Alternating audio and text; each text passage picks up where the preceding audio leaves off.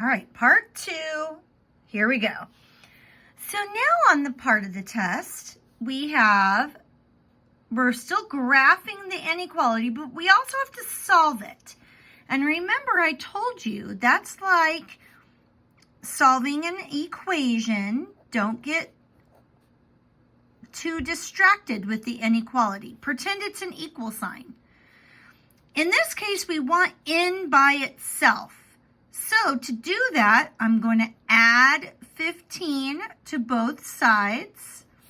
I get n is less than 17.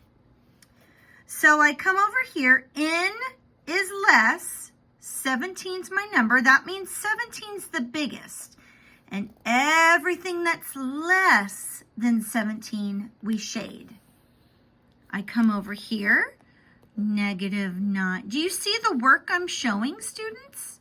This is what I am expecting you to show when you do your assignments.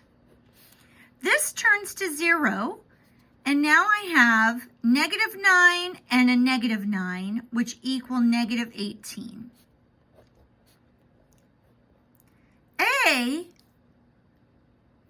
-18 is the number. Now here's an example that you don't want to shade based on which this arrow is pointing. You really need to look at what the equation says. -18 is the number to circle. How do you know which way to shade? Well, -18 is greater. So you don't want to shade anything here because he's greater.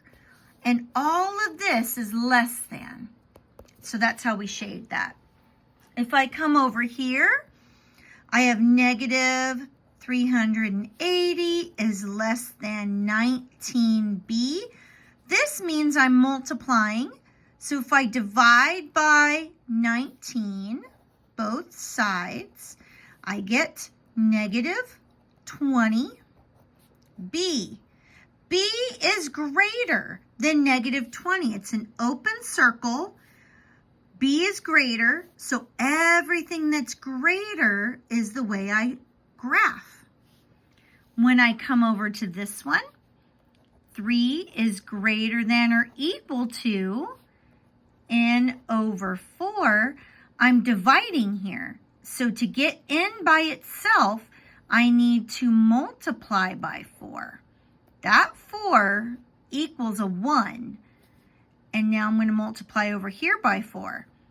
That's going to be 12n. 12 is the bigger number, and it can be 12 equal to.